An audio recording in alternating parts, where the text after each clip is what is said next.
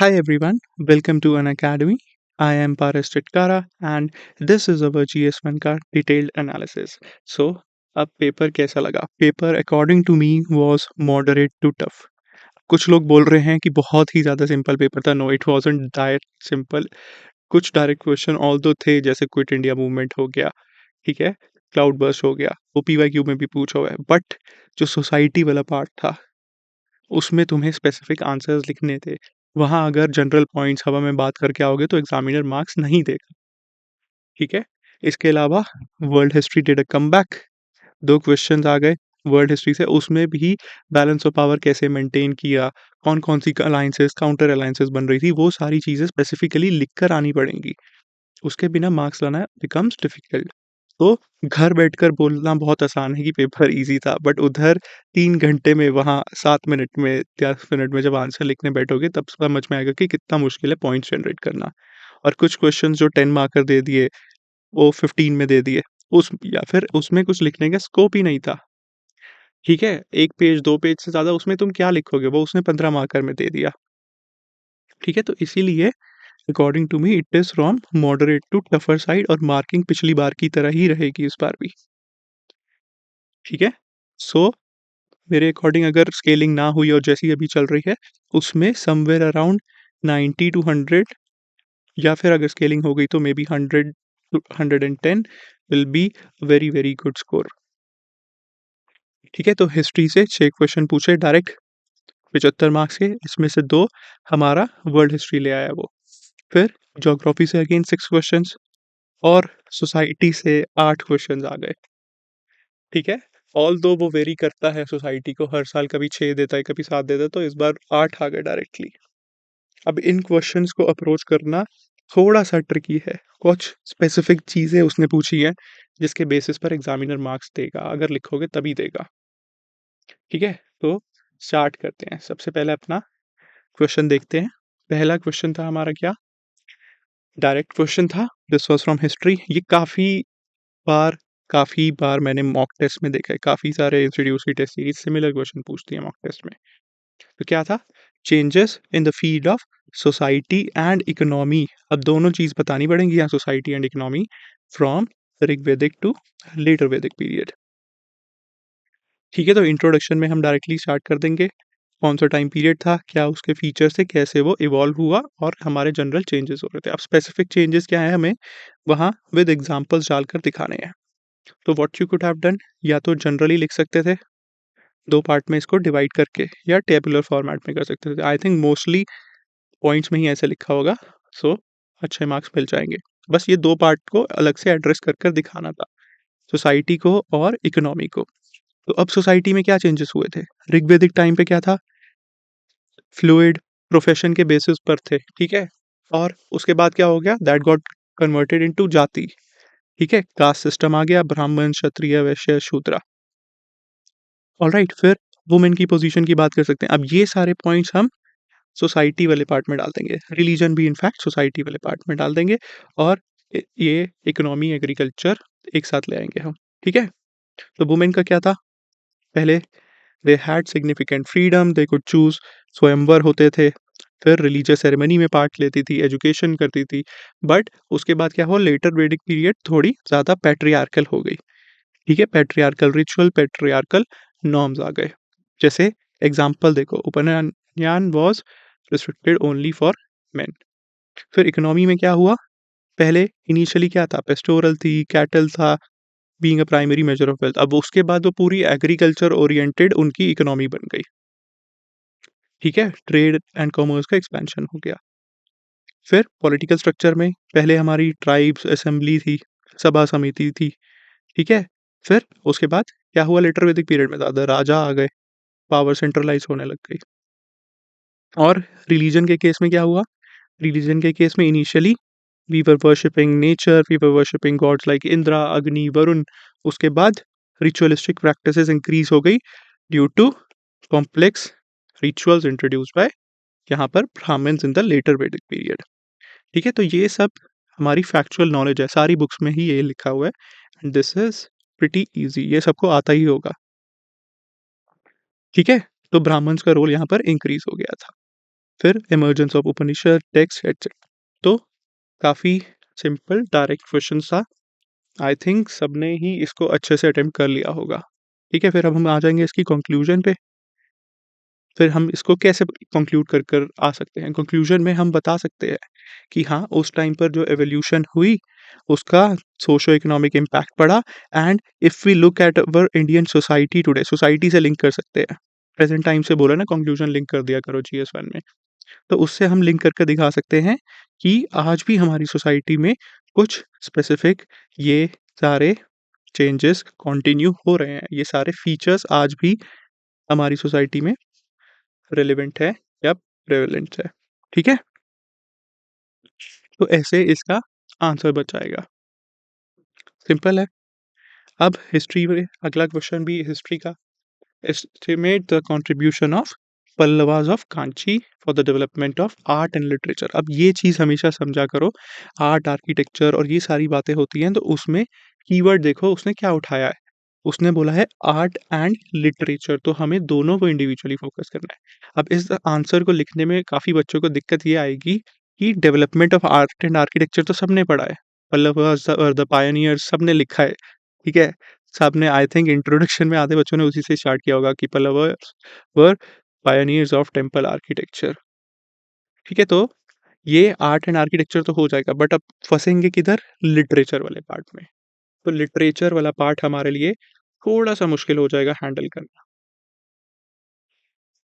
ठीक है, तो अब इसको कैसे लिख सकते थे बता देंगे। They were the pioneers, Dravida architecture की, जिसको later was perfected by Cholas. अब वो चोला पर भी वापस उसने पूछ लिया। तो काफ़ी टाइम से उसकी हिट लिस्ट में ये पल्लवास चोलास चल ही रहे हैं। 2022 में भी उसने चोला पे पूछा था।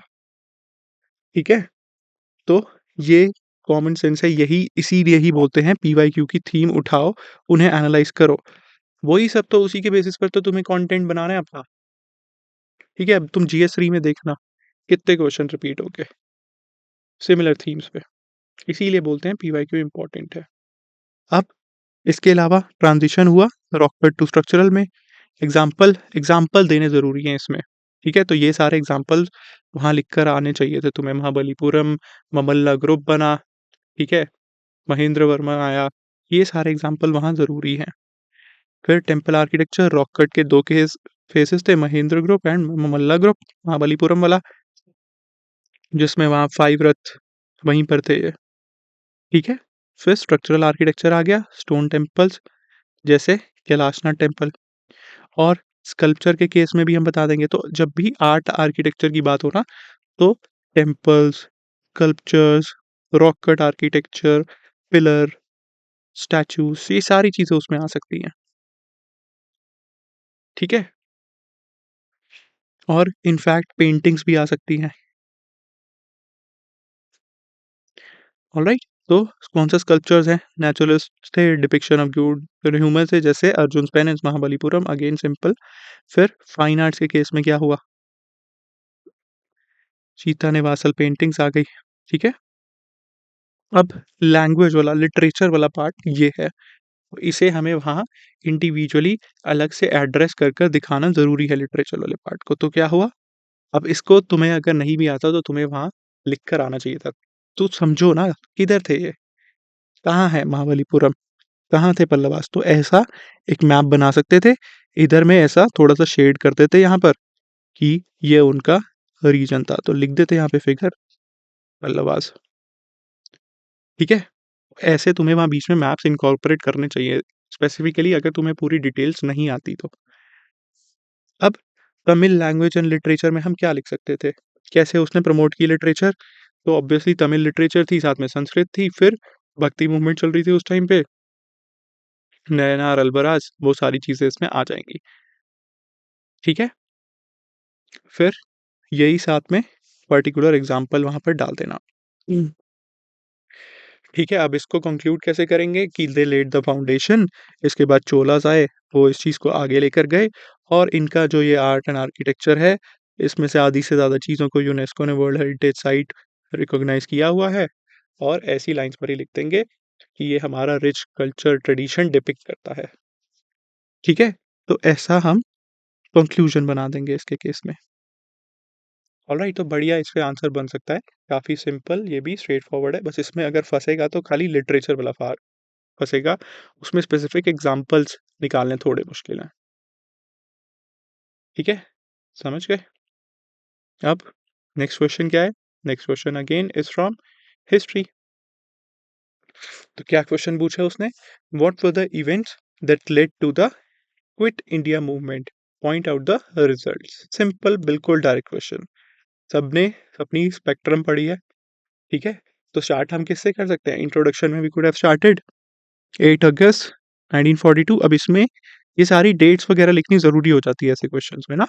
मैंने हिस्ट्री में जीएस 1 स्ट्रैटेजी में ऑलरेडी बताया है, ऐसे आंसर्स में ये डालने फैक्ट्स ज़रूरी होते हैं, ठीक है? ग्वालियर टैंक रेज़ोल्यूशन, वहाँ से क्विट इंडिया मूवमेंट स्टार्ट हुई और नारा क्या था हमारा? डू और डाई। तो this would have been the हमारी इंट्रोडक्शन। अब उसने पूछा कौन-कौन से इवेंट्स थे? तो इवेंट्स क्या थे उस टाइम पे? क्रिप्स मिशन आया, क्रिप्स मिशन का फेलियर हो गया, ठीक है? वो अभी भी डोमिनियन स्टेटस की बात कर रहा था, सेल्फ रूल, कंप्लीट इंडिपेंडेंस की बात ही नहीं कर रहा था। फिर वाइड स्प्रेड डिस्कंटेंट था against the colonial governments failures, हमारी इकोनॉमिक हार्डशिप थी ड्यू टू वर्ल्ड वॉर 2। अब ये लिखना ज़रूरी था वहाँ पर कि वर्ल्ड वॉर 2 स्टार्ट हो चुकी थी। फिर अब इसमें एक पॉइंट मिसिंग है, वो भी क्या आएगा? इमिनेंट थ्रेट था जापान का, ठीक है? इमिनेंट थ्रेट था जापान का, तो उसी के लिए we were trying to put pressure, क्योंकि ऑलरेडी ब्रिटिश उस टाइम पे प्रेशराइज़ थे। तो हमें जापान से भी बचना था और ब्रिटिश दोनों से बचना था, ठीक है? फिर उनकी कंटिन्यूड एक्सपेंशन, एक्सप्लॉइटेशन चल रही थी, ऑलराइट, और हमारी नेशनलिस्ट सेंटिमेंट्स उस टाइम बढ़ गई। फिर Mahatma Gandhi came out, he provided the leadership और हमारी 8 अगस्त 1942 को लॉन्च हुई। अब उसने सेकंड पार्ट में क्या पूछा है? अब ये दोनों पार्ट इंडिविजुअली एड्रेस करना। तो इंट्रोडक्शन में हम क्या करेंगे? क्विट इंडिया मूवमेंट के बारे में बता देंगे, डेट वगैरह, डू और डाई बता दो। फिर पहला सब पार्ट्स आ जाएगा इवेंट्स दैट लेड टू, उसमें ये पॉइंट। फिर सेकंड सब पार्ट, उसका रिजल्ट क्या निकला। रिजल्ट क्या निकला? वाइड स्प्रेड मास पार्टिसिपेशन हुई, कई जगह पर पिकेटिंग, राइटिंग भी हुई थी, ठीक है? और मेन क्या हुआ? सारे सेक्शंस के लोग आए पार्टिसिपेट करने। वो कौन-कौन से सेक्शन थे जो पार्टिसिपेट किया? कुछ ने तो नहीं किया, तो वो हम लिखकर बता देंगे। फिर it strengthen the nationalism, intensify हो गई और ज़्यादा, ऑलराइट, एंड ब्रिटिश के लिए ये एक सिग्निफिकेंट स्टेप बैक था, जिसके बाद अल्टीमेटली उन्हें इंडिया छोड़ना ही पड़ा। ठीक है? तो फिर कंक्लूजन कैसे करोगे? कंक्लूजन में अगेन यही बता देंगे कि thus the large scale participation, including inclusion of masses and heightened nationalism या फिर reignited nationalist spirits and sentiments led to the freedom after the quit India movement, and उसका जो ऑब्जेक्टिव था वो अचीव कर लिया। ठीक है?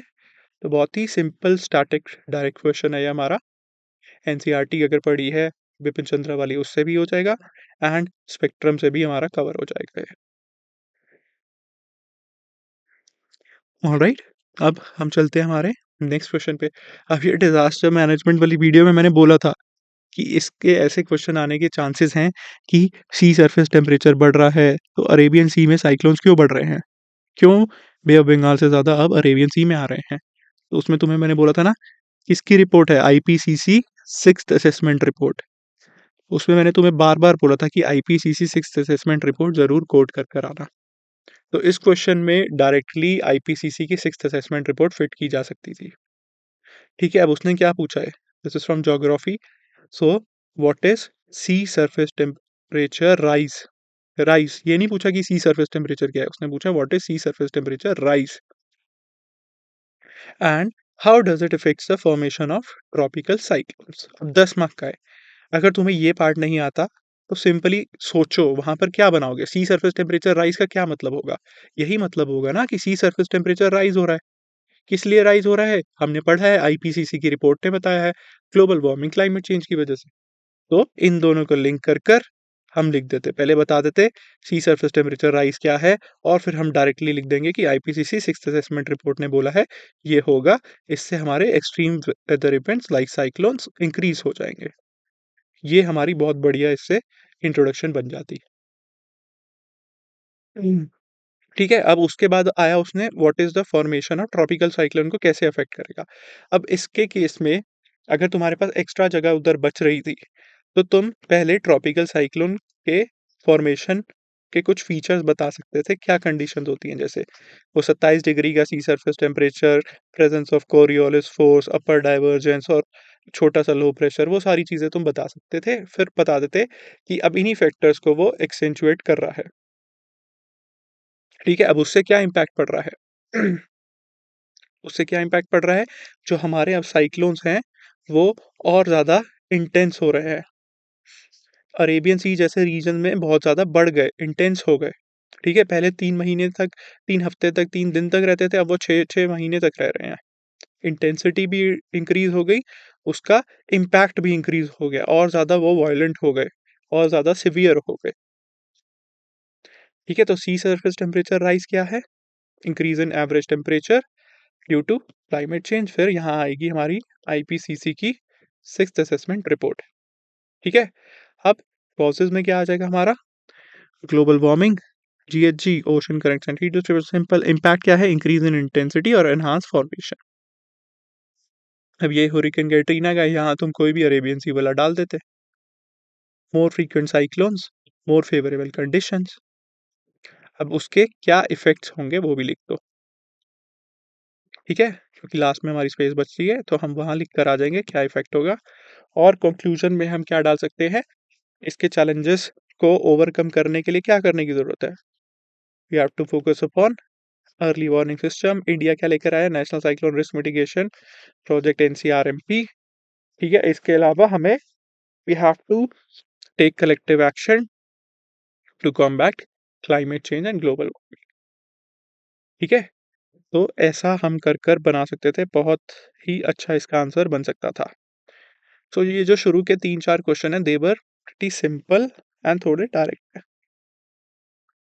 ठीक है, इसका अच्छा आंसर बनाया जा सकता है इवन वहां पर बैठकर भी एग्जाम में। ठीक है, सोचोगे तो बन जाएगा। तुम्हारी नॉलेज ही टेस्ट की है उसने कि कैसे तुम नॉलेज अप्लाई कर रहे हो। ठीक है, अब नेक्स्ट क्वेश्चन है हमारा अगेन ज्योग्राफी से। इकोनॉमिक ज्योग्राफी में लिंक कर सकते हैं इसको माइग्रेशन को, या फिर जो हमारा सोसाइटी का है पॉपुलेशन वाला पार्ट, पॉपुलेशन एसोसिएटेड इश्यूज, उसमें भी जा सकता है ये। तो किसी में भी इसको इंक्लूड किया जा सकता है। क्या क्वेश्चन है? Why do large cities tend to attract more migrants than smaller towns. अब ये देखो, ये कितना सिंपल क्वेश्चन पूछा उसने, बट अगेन तुम्हें वहां पर अपना दिमाग लगाना पड़ेगा। ठीक है, अब मैं किसी से भी जाकर पूछूं सड़क पर कि भाई मुझे ये बता कि दिल्ली जैसे, बेंगलोर जैसे शहरों में ज़्यादा लोग क्यों जाते हैं, या कि वो छोटे-छोटे शहरों में क्यों नहीं जा रहे? ठीक है, छोटे शहरों में क्यों नहीं जा रहे वो? सारे दिल्ली, बेंगलोर, मुंबई, चेन्नई क्यों जा रहे हैं? ठीक है, तो वो भी ये आंसर बता सकते हैं। अब उसके बताने में और तुम्हारे में क्या फ़र्क है, वो ही हम देखेंगे। अब उसने क्या पूछा? Discuss in the light of conditions in developing countries. Now it is not just restricting to India. ये बात ध्यान रखना। जब उसने अगर डेवलपिंग कंट्रीज़ बोला है, तो हमें वहाँ पर 1-2 एग्ज़ाम्पल्स और देने चाहिए थे डेवलपिंग कंट्रीज़ के, जैसे हम ब्राज़ील, मेक्सिको, ठीक है, चाइना का भी इनफैक्ट दे सकते थे कि जहाँ ज़्यादा डेवलपमेंट है, बड़े शहर बन गए, उधर ही सब जा रहे हैं रादर देन वहाँ की छोटी सिटीज़। ठीक है, तो यहाँ पर्टिकुलर 1-2 एग्ज़ाम्पल और डाल सकते थे। बाकी फैक्टर्स क्या हैं हमारे? लार्ज सिटीज़ क्यों इम्पैक्ट कर रही हैं? तो एक ये एक्रोनिम है, निमोनिक है सॉरी। क्या है निमोनिक? सिटीज़। क्यों? क्योंकि वहाँ पर कनेक्टिविटी मिलेगी अच्छी। ऑब्वियसली दिल्ली में जाएँगे, मुंबई में जाएँगे, मेट्रो है, सारी चीज़ें हैं, जॉब्स है, अपॉर्च्युनिटीज़ है, रोड नेटवर्क है। ठीक है? तो जिसने अपना धंधा करना है, बिज़नेस करना है, everything can be done easily. फिर वहाँ का इंफ्रास्ट्रक्चर अच्छा है, बैंकिंग, हाउसिंग, हेल्थ केयर। आधे से ज़्यादा लोग तो हेल्थ केयर के लिए आते हैं, सोशल सर्विसेज़ के लिए आते हैं। ठीक है? फिर क्या चीज़ें हो सकती है? Technology and opportunities again. फिर जैसे एग्ज़ाम्पल दे दो बेंगलुरु, तो ये पर्टिकुलर जो एग्ज़ाम्पल्स हैं ना, वो वहाँ पर इम्पोर्टेंट हो जाते हैं ऐसे क्वेश्चंस में, क्योंकि ये बहुत स्पेसिफिक जनरल लेमैन टाइप उसने क्वेश्चन पूछा है। ठीक है? तो इसमें जो तुम्हारा आंसर डिफरेंशिएट करेगा वो होगा तुम्हारे डाइवर्स पॉइंट्स और एग्ज़ाम्पल्स। ठीक है? समझ गए? अब इसके बाद क्या पूछा उसने? इंडस्ट्री एंड इकोनॉमी हो गई, उससे क्या होगा? Variety of jobs adding in transition agriculture की तरफ, दूसरी तरफ चले जाएँगे। स्मॉल टाउन्स में पूरे साल उनको काम नहीं मिल पाता। On the other hand large town में जाएँगे तो even if they work as gig workers तो वहाँ उन्हें काम मिल जाएगा। ठीक है? फिर better health care, education, migrants के लिए स्पेशल चाहे फ्री स्कूल्स होते हैं। ऑलराइट? वर्ल्ड क्लास यूनिवर्सिटीज़ हैं और सोशल डाइवर्सिटी एंड लाइफ़स्टाइल वहाँ का वाइब्रेंट लाइफ़स्टाइल है, जो कुछ लोगों को अट्रैक्टिव लगता है। ठीक है? फिर वही cities act as engine of economic growth और हमें इसे फर्दर इम्प्रूव करने की ज़रूरत है, हमें उसे इंक्लूसिव क्लाइमेट रेज़िलियंस बनाने की ज़रूरत है। अब इसका एसडीजी क्या था? बताओ? Make cities and human settlement more resilient inclusive. कौन सा एसडीजी था? Go check it out. ठीक है? तो इस आंसर में हमें साथ में डेवलपिंग कंट्रीज़ के भी एग्ज़ाम्पल्स देने चाहिए थे। तभी हमें वहाँ पूरे अच्छे मार्क्स मिलेंगे, वरना ऐसा आंसर हम सिंपल लिख कर आएँगे तो उसमें 2 ढाई 3 नंबर वो दे देगा। बट अगर 4 या 5 मार्क्स चाहिए तो स्पेसिफिक एग्ज़ाम्पल्स डालने पड़ेंगे उसमें। ठीक है? सिंपल था, समझ गए? अब नेक्स्ट क्वेश्चन क्या है हमारा? सिंपल डायरेक्ट क्वेश्चन पीवाईक्यू इसीलिए ही तुम्हें बोला गया है पीवाईक्यू एनालाइज़ करो। तुम डिज़ास्टर मैनेजमेंट की वो एक वीडियो देख लेते, उसमें क्लाउड बर्स्ट का तुम्हें डायरेक्टली कवर करवाया था, क्योंकि ये पीवाईक्यू था। उस सीरीज़ का बस ही यही था, पीवाईक्यू बेस्ड थीम आइडेंटिफ़ाई करना और तुम्हें सारा वहीं पे कंटेंट मिल जाता। ठीक है, अब ये देख लो, इस टाइम स्टैम्प पे हमने ये कवर किया था, 5 मिनट भी अगर तुम ये देखते, तो तुम्हारा ये डायरेक्ट यहाँ पे सारा कंटेंट विद डायग्राम मिल गया था और विद एग्ज़ाम्पल्स कहाँ-कहाँ पर हुए हैं। इसीलिए ही बोलते हैं बच्चों कि पीवाईक्यू एनालाइज़ करो। अब क्लाउड बर्स्ट क्या होता है? Simple, sudden, localised downpour and in fact हमने जो जीएस की आंसर राइटिंग सीरीज स्टार्ट की है ना, उसमें तो ये प्रैक्टिकली हमने आंसर लिखा था बैठकर 10 मिनट में। तो क्या है सडन लोकलाइज्ड डाउनपोर और जिसके बाद आईएमडी की डेफिनेशन लिखनी बहुत ज़रूरी थी इसमें। ठीक है? वो लिखनी चाहिए थी डेफिनेशन इसमें। क्या है? 1 घंटे में 10 सेंटीमीटर रेनफॉल, तो उसको बोलते हैं हम क्लाउड बर्स्ट।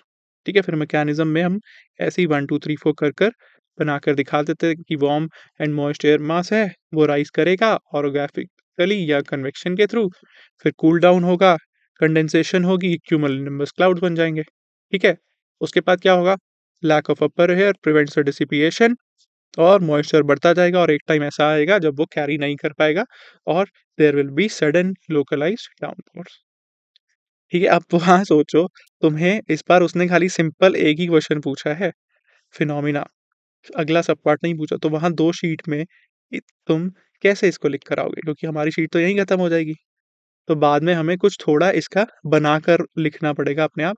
एक तो हम यहाँ एग्ज़ाम्पल्स डाल सकते थे, ठीक है? इधर एग्ज़ाम्पल्स आ जाते, फिर उसके बाद हम इसके स्टेप्स लिख सकते थे कि steps needed for mitigation, adaptation उसके लिए हमें क्या करने की ज़रूरत है? Early warning system, Doppler radar use करो, structural, non structural measures, NDMA guidelines. तो वही सारी चीज़ें आती। क्योंकि शीट यहाँ इतनी खाली छोड़ने का कोई पॉइंट नहीं था। क्यों खाली छोड़े हम वहाँ पर? सब लिख कर आएँगे हम। सॉरी, ठीक है? तो ये हमारा उससे ईज़िली कवर हो जाता। अब जैसे हमने कंक्लूजन में लिखा है ना ये, इसी को ही हम यहाँ एक्सपैंड करके 2-3 पॉइंट्स बना देते। ठीक है? फिर हमारा एक कंक्लूजन आ जाता है इसका। ऑलराइट?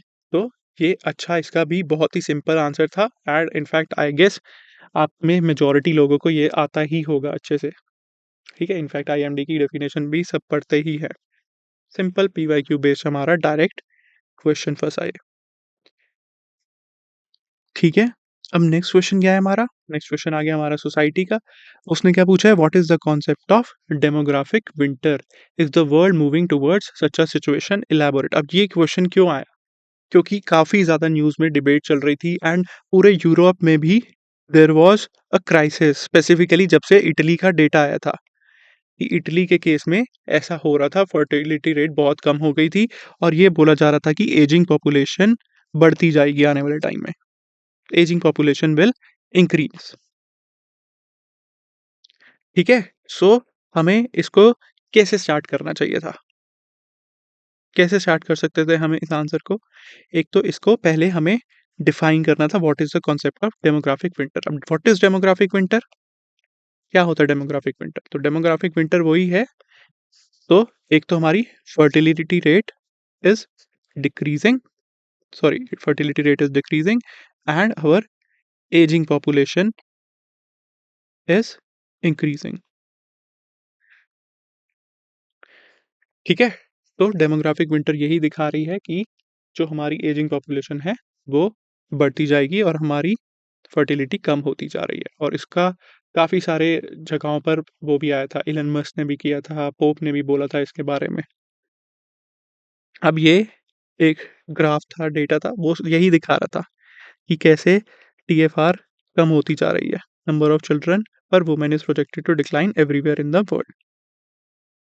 ठीक है? तो ये हम पहले बता देंगे, फिर कॉन्टेक्स्ट में के साथ ही एग्ज़ाम्पल देकर भी वी कुड हैव सेड कि हाँ, यूरोप में, इटली में, जापान में सब जगह हो रहा है। सो अब उसके बाद उसने पूछा, is the world moving towards such a situation? Elaborate. अब उसने जब ऐसी चीज़ पूछी ना, वर्ल्ड मूविंग टुवर्ड्स, तो हमें समझ जाओ कि वहाँ एग्ज़ाम्पल के साथ ही समझाना है।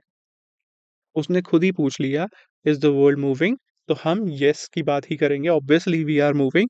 सारे एग्ज़ाम्पल दे सकते हैं, we can have given the example of Japan, Italy का दे देते, या फिर इटली का अगर नहीं भी पता था तो रीजन मेंशन कर दो कि यूरोप में ऐसा हो रहा है। ठीक है? तो this would have been the right approach इसके लिए। फिर क्या रीज़न्स क्या है, क्यों हो रहा है? क्योंकि middle class family choose fewer children, सब अपना करियर प्रायोरिटाइज़ कर रहे हैं, पर्सनल ग्रोथ प्रायोरिटाइज़ कर रहे हैं। फिर बच्चे सँभालने के लिए पैसे नहीं हैं, changing gender roles, women late जा रही हैं टुवर्ड्स गिविंग चाइल्ड बर्थ। अब करंट ग्लोबल ट्रेंड्स क्या हैं? ये हमें बहुत इम्पोर्टेंट है। अगर ये पार्ट तुमने अच्छे से एड्रेस कर दिखाया है, तो एग्ज़ामिनर तुम्हें इसमें अच्छे मार्क्स देगा ही देगा। ठीक है? तो globally fertility rate have dropped from about 4.8 children पर वुमन टू अप्रॉक्सिमेटली 2.2 तक पहुँच गई। आज इंडिया के केस में भी अराउंड 2.1 पहुँच चुकी है ना टीएफआर। फिर रीजनल डिस्पैरिटीज़ चल रही हैं ग्लोबल ट्रेंड्स में। कोई यूरोप जैसे रीजन है, वहाँ बहुत ज़्यादा लो चल रही है, व्हेयरएज़ लो इनकम रीजन जैसे सब सहारन अफ्रीका, वहाँ अभी भी ज़्यादा है। ठीक है? अब स्पेसिफिक एग्ज़ाम्पल्स कहाँ हैं, कहाँ-कहाँ हमारे डेमोग्राफिक विंटर के चैलेंजेस हैं, वहाँ यही लिख कर दिखाना था। तो ये जापान हो गया, fertility rate 1.3, median age is 48। South Korea में 0.72। अगर वहाँ तुम्हें इसकी फर्टिलिटी रेट याद नहीं थी, तो भी तुम जनरली लिख सकते थे बाय यूज़िंग द कंट्री का नाम या रीजन का नाम। बस ये कंट्रीज़ का नाम लिखना ज़रूरी था, अगर डेटा नहीं भी याद तो चलेगा, उसकी कोई दिक्कत नहीं है। ठीक है? चाइना के केस में सबको पता था, कितना बढ़िया चाइना वाला एग्ज़ाम्पल था ना, कि पहले चाइना ने क्या किया, वन चाइल्ड पॉलिसी की तरफ चला गया, बट जैसे ही उसको पता चला कि हमारी रैपिड एजिंग हो जाएगी, now it again shifted back and अभी तो in fact it is moving towards three child policy.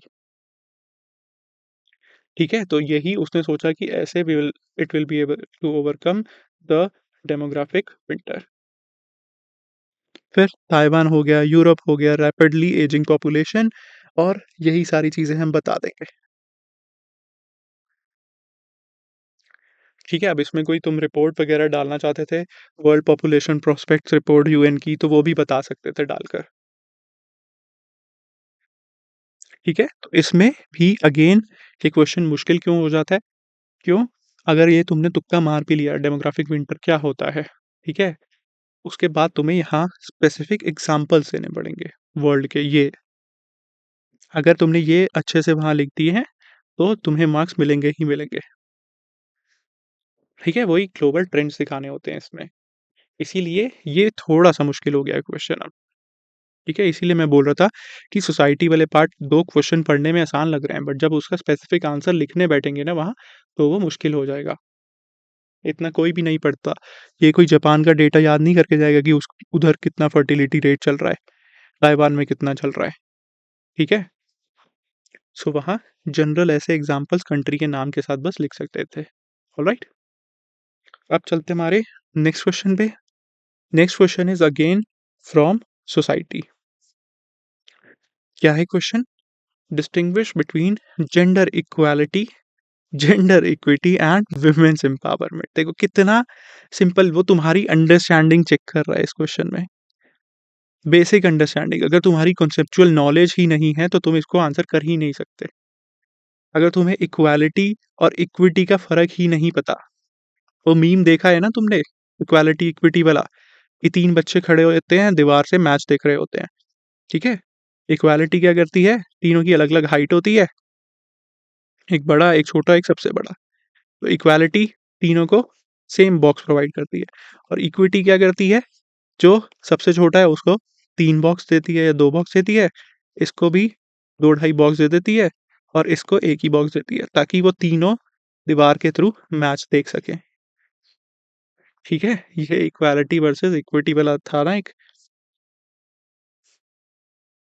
यही है डिफरेंस मोटा-मोटा, ठीक है? अब ये वहाँ पर बनाने की ज़रूरत नहीं थी डायग्राम, ये बस तुम्हें बताने के लिए ही था। Why is it important to take gender concerns into account in program design and implementation? Now this part is again थोड़ा गेस वर्क के साथ किया जाएगा, वहाँ इसका आंसर बनाकर लिखना पड़ेगा। Why is it important to take gender concerns into account in program design and implementation?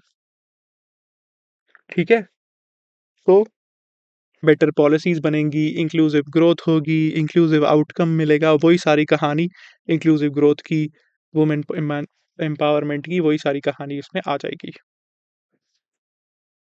ठीक है? तो क्या डिफरेंस है gender equality, equity and women's empowerment में? इक्वालिटी का मतलब क्या होता है, दोनों को इक्वल एक्सेस टू अपॉर्चुनिटीज मिले, ठीक है? जैसे हमारे ये एक्ट्स हो गए। फिर इक्विटी क्या होता है, इक्विटी बोलता है हमें ऊपर से आगे जाना है, we have to ensure justice, equity में जस्टिस की डायमेंशन आ जाती है। हमारी जो पॉलिसीज़ हैं, हमारा जो ट्रीटमेंट है, वो हमारा जो भी हमारे इम्बैलेंसेस हैं, उसको ख़त्म करना चाहिए, और उनके साथ फेयर होना चाहिए और जस्ट आउटकम होना चाहिए। ठीक है? जैसे कि डिफरेंशियल ट्रीटमेंट, यहाँ पर था, देखा ना हमने कि जो छोटा था उसको 2 या 3 बॉक्स दे दिए, और जो सबसे लंबा था उसको 1 ही बॉक्स दिया। तो ये होता है हमारा इक्विटी। ठीक है? जैसे स्पेशल स्कीम्स चलाई हमने वुमेन के लिए, ये वो एट पार मेन के पार्टिसिपेट नहीं कर पा रही सोसाइटी में, तो क्या किया? नारी शक्ति अधिनियम, वुमेन रिजर्वेशन बिल लेकर आए। ठीक है? ऐसे ही पंचायतों में रिजर्वेशन दिलवाई उनको। यही सारी चीज़ें वहाँ पर आ जाएँगी इक्विटी में। ठीक है? जैसे सेविंग में उनको स्पेशल बेनिफिट्स दिए, इंटरेस्ट रेट उनके लिए ज़्यादा कर दिया। ऑलराइट? तो वहाँ ये सारी चीज़ें होंगी। अब इसका क्युमुलेटिव इफ़ेक्ट होता है in terms of empowerment. Empowerment क्या होता है कि वो अपने सारे डिसीज़न्स फुली अपने बेसिस पर ले सके, ठीक है? अपने लाइफ डिसीज़न्स ले सके, और it focuses on agency, autonomy and self reliance. ठीक है? तो वो खुश रहे, अपने डिसीज़न्स अपने बेसिस पर ले सके, उसके पास ऑटोनॉमी हो, और वो सेल्फ रिलायंट रहे। सिंपल। जैसे self help groups, Beti Bachao Beti Padhao, इससे हम क्या कर रहे हैं, इससे हम उन्हें एम्पावर कर रहे हैं, ठीक है? मुद्रा स्कीम हो गई, अब वो इधर भी आ सकती थी, इधर भी, क्योंकि ऊपर वाला जो हम करेंगे, उससे अल्टीमेट पर्पस ही हमारा यही है कि हम वुमेन को एम्पावर करना चाह रहे हैं, ठीक है? तो हमारा एंड गोल क्या है स्कीम का, कि वुमेन की एम्पावरमेंट हो, वो अपने डिसीजंस ले सके, हर फील्ड में वो एक्टिवली जहाँ पार्टिसिपेट करना चाहें, कर सके, ठीक है? अब उसकी इम्पोर्टेंस क्या होगी, considering gender concerns in programme design and implementation की? It will challenge the societal norms, it will promote gender equality, equal opportunity मिलेगी, डिस्पैरिटी एड्रेस होगी, सोशल जस्टिस होगा, वही सारे पॉइंट सस्टेनेबल डेवलपमेंट गोल्स में SDG क्या है हमारा? 5। ठीक है? यही सब, इसके साथ हम कुछ कॉन्स्टिट्यूशन के आर्टिकल्स भी लिख सकते थे इसमें। ठीक है? So this was again relatively simple, बस तुम्हें इसकी बेसिक अंडरस्टैंडिंग होनी चाहिए थी तीनों वर्ड्स की। अगर तुमने इसको अपनी लैंग्वेज में भी समझाया है बट ठीक समझाया है, तो एग्ज़ामिनर मार्क्स देगा। ऑलराइट? अब नेक्स्ट क्वेश्चन चलते हैं हमारा। What was the next question? Intercaste marriages between castes which have socio-economic parities have increased to some extent, but this is less true in interreligious marriages. अब ये क्यों आया? Inter-religious marriages की debate काफ़ी time से चलती हुई आ रही है, बट कभी भी वो जो स्पेसिफिक वर्ड है ना, उसका नाम वर्ड का I can not say that word here, ठीक है? तो वो उस वर्ड का नाम यूज़ कर कर क्वेश्चन नहीं पूछ सकता, ठीक है? जो वो होता है ना वर्ड, लव के आगे कुछ और लगा देते हैं, ठीक है? अब वो डायरेक्टली उस नाम से तो क्वेश्चन पूछ नहीं सकता, क्योंकि उसकी कोई डेफिनेशन है ही नहीं, तो इसीलिए वो किस पे गया? वो उसने सेफली पॉलिटिकल करेक्ट तरीके से पूछा कि इंटर रिलीजियस मैरिजेस क्यों नहीं हो रही? इसके अलावा क्या चल रहा था? स्पेशल मैरिज एक्ट पर डिबेट चल रही थी। दिस इज़ व्हाई उसने पूछा इसको। तो इसीलिए जो करंट हमारा होता है, वो इम्पोर्टेंट हो जाता है, उससे ऐसे इंटरलिंक क्वेश्चन आते हैं। ठीक है? तो हम क्या कर सकते थे, स्टार्टिंग में ही बता सकते थे कि ये ही डिबेट चलती रहती है हमारी सोसाइटी में इंटरकास्ट, इंटर रिलीजियस मैरिजेस के रिलेटेड। अब क्या है? पहला पार्ट क्या है कि इम्प्रूवमेंट तो हो रही है in the rate of intercaste marriages में। क्यों हो रही है?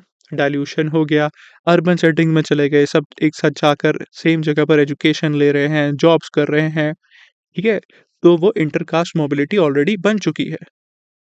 अब एजुकेशन से हमें क्या पता चल रहा है? That we are all human beings, equality की बातें हो रही हैं, ठीक है?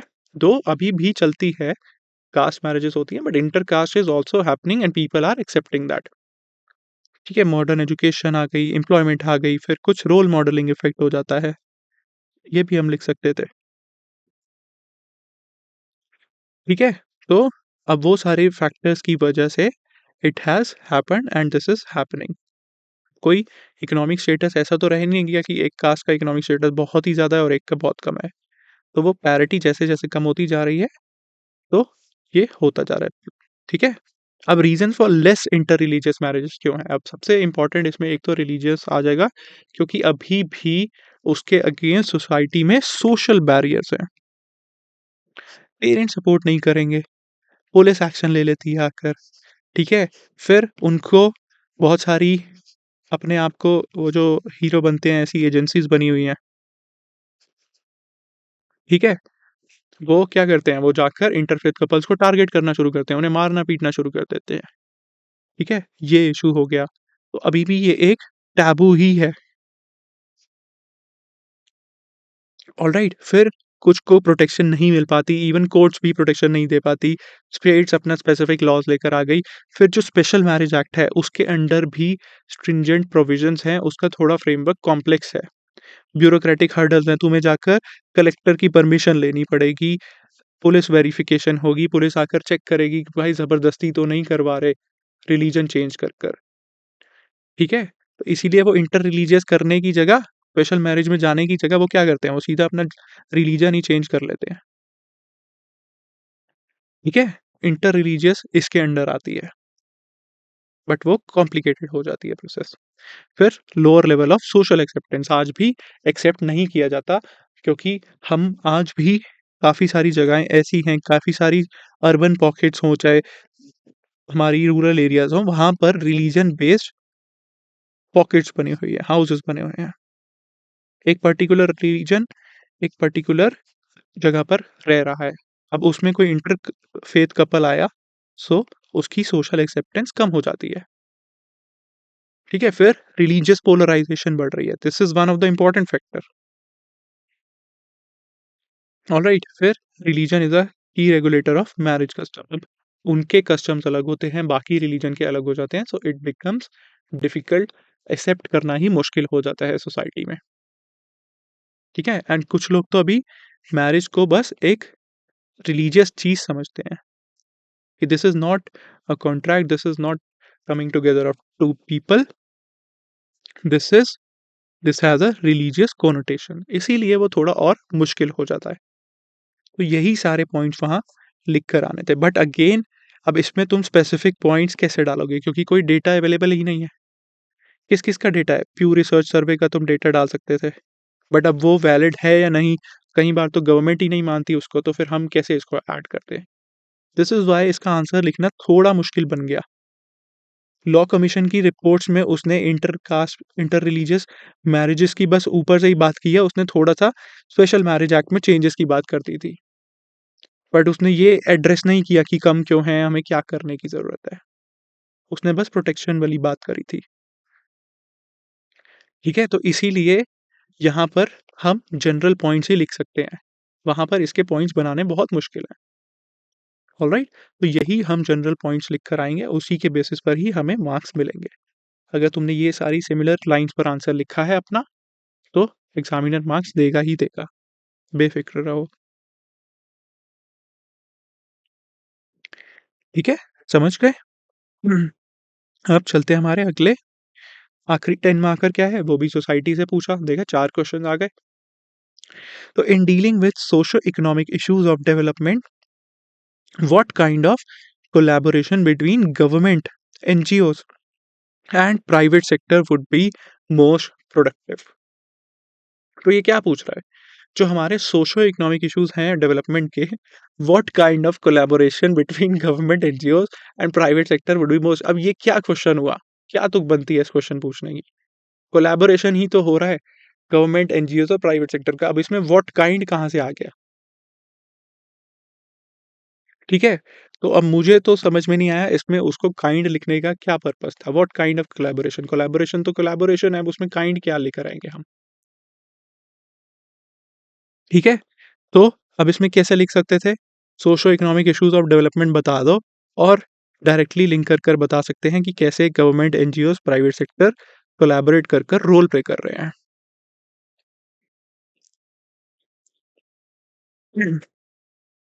ठीक है? तो अब हम इसमें कैसे-कैसे कर सकते थे? एक तरीका ये है, जो मुझे समझ में आया कैसे किया जा सकता था, particular socio economic issues of development ले लो, जैसे हेल्थ, एजुकेशन हो गया। अब उसमें इन तीनों का बैलेंस कैसे करें हम? प्राइवेट सेक्टर, गवर्नमेंट, एनजीओज का इसमें कैसे करें? वैसे कर कर हम बताकर दिखा सकते थे।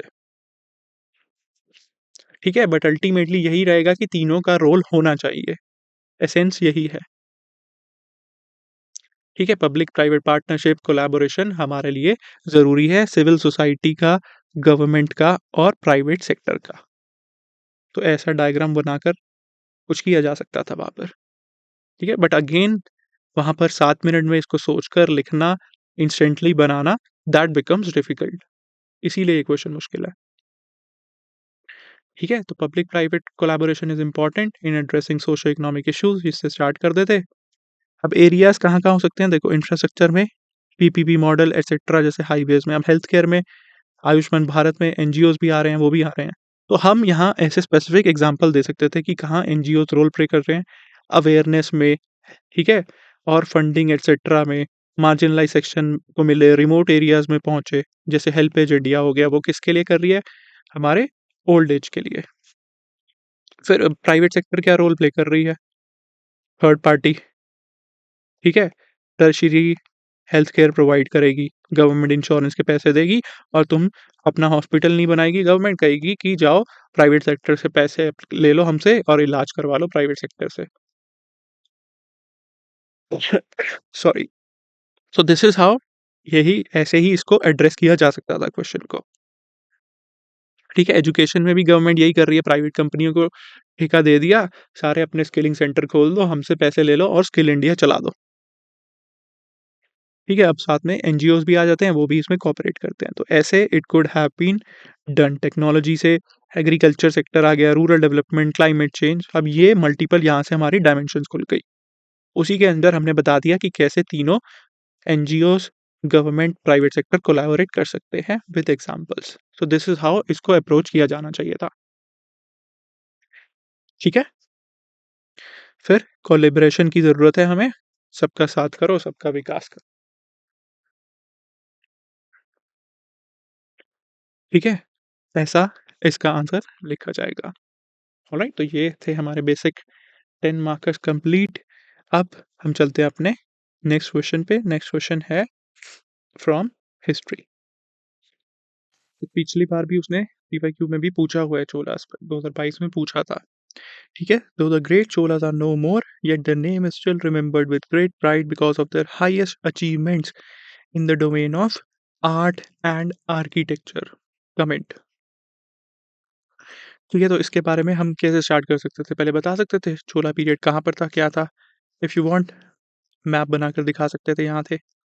ठीक है, बट इसमें आर्ट एंड आर्किटेक्चर की बात हो रही है, तो ज़्यादा सही रहता अगर हम टेम्पल आर्किटेक्चर का कुछ बना देते, या नटराज। ठीक है, गोल्डन नटराज वाला स्टैचू था, स्कल्पचर था, वो बनाकर दिखा सकते थे। ठीक है, आर्ट एंड आर्किटेक्चर दोनों चीज़ कवर करनी है अब इसमें हमें। ऑलराइट, तो म्यूज़िक, स्कल्पचर, डांस वांस सब कुछ, आर्किटेक्चर में टेम्पल आर्किटेक्चर, आर्किटेक्चरल इनोवेशंस, वो सारी चीज़ें आ जाएँगी। अब इन दोनों पार्ट्स को इंडिविजुअली एड्रेस करना चाहिए था। ठीक है, तो इसको हम कैसे इंट्रोड्यूस कर सकते थे कि तो चोला एम्पायर कब था? 9th से 13th सेंचुरी में था। एंड उसके बाद क्या-क्या हुआ? कंट्रीब्यूशन क्या दिया आर्ट में? नटराज स्कल्पचर। अब इसके लिए ये लिखकर साइड पर ऐसा एक डायग्राम बनाया जा सकता था नटराज वाला। क्या दिखा रहा है? लॉस्ट वेक्स टेक्निक यूज़ की उसने, और फिर पेंटिंग्स, म्यूरल्स, राजाधिराज चोला का, इसका नाम लिखना ज़रूरी था वहाँ पर। ठीक है, लिखना चाहिए था। फिर म्यूज़िक में म्यूज़िक अल्फ़ाबेट्स हो गए, सारी वहाँ पे हाइम्स हो गई, वही सारी चीज़ें आ जाएँगी। ठीक है? अब आर्किटेक्चर में हम किस चीज़ की बात करेंगे? पल्लवा से इनोवेशन बोली उन्होंने। ठीक है? पल्लवा को ही they took one step ahead. अब एनहांस किया उसका heritage, use stone for construction, high boundary walls. तो हमारा जो specific Dravida style of temple architecture है, that would we could have written कि हाँ, वो उसमें एक इम्पोर्टेंट रोल प्ले किया। ठीक है, तो पल्लवा से इंस्पिरेशन ली और उसके बाद आगे किया। टेम्पल डिज़ाइन, विमान, गर्भगृह, ये सारी चीज़ें अगर लिख रहे हो तो वो वहाँ पर बनाकर दिखानी पड़ेगी, मैसिव गोपुराम। सो इसके लिए ऐसा यहाँ पर बनाकर दिखा देना चाहिए था, यहाँ पर फिर वाहन आ जाता। ठीक है, तो ऐसा एक टेम्पल आर्किटेक्चर का डायग्राम बनाया जा सकता था, इसमें बनाना चाहिए था।